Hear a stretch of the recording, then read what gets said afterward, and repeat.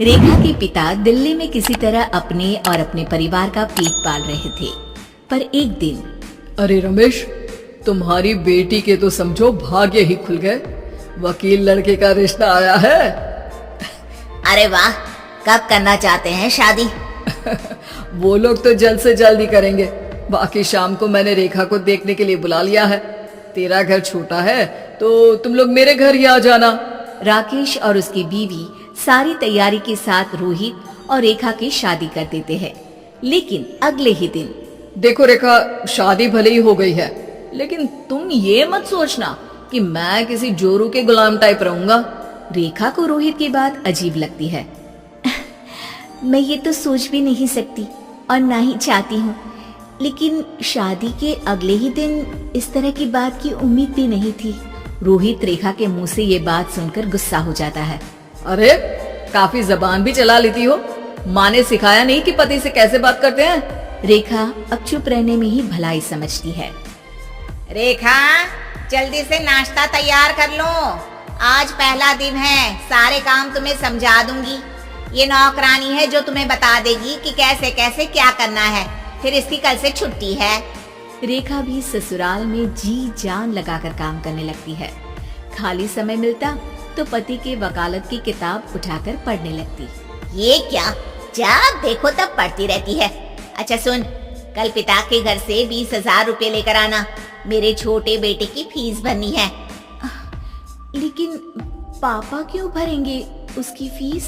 अरे वाह जी वाह, पापा क्यों भरेंगे? तो ये बता, हम क्यों रखेंगे तुझे यहाँ? क्यों खाना देंगे फ्री में? अरे, क्योंकि मैं बहू हूँ इस घर की। तभी वहाँ रोहित आ जाता है। अरे वाह, बड़ी जबान चला रही हो। चुपचाप माँ जो कह रही है वैसा कर, वरना सामान उठा और जा अपनी झोपड़ी में। बेचारी रेखा क्या करती, पिता के घर जाती है, उनको सारा हाल बताती है।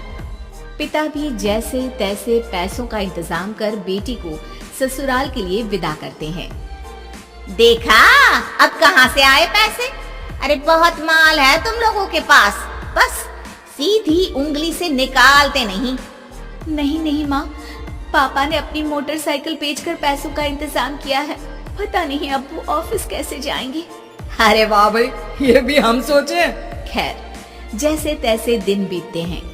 रेखा जहाँ एक प्यारे से बेटी की माँ बनती है, तो वहीं उसका वकालत की किताब में ज्ञान और गहराता जाता है। हे भगवान, बुरे फंसे। ये केस तो लगता है कि मैं हार ही जाऊंगा। देखिए, मैंने आपकी इस केस की फाइल पढ़ी थी। इस केस को जीतना बहुत ही आसान है।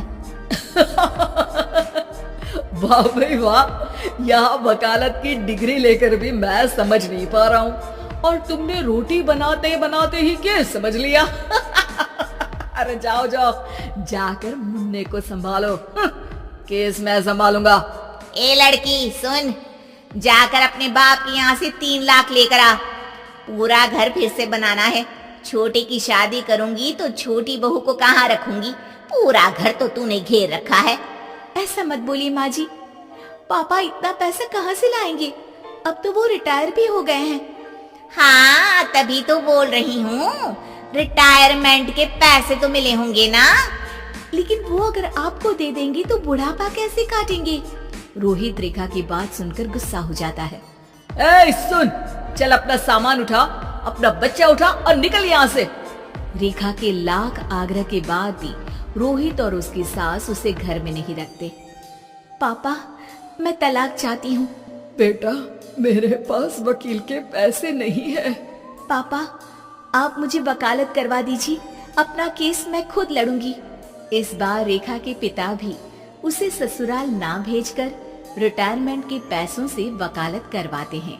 और फिर एक दिन कोर्ट के बाहर, रोहित, आज तुम अपना ही केस हार गए, वो भी उस लड़की से जिसकी तुमने कभी कदर ही नहीं की।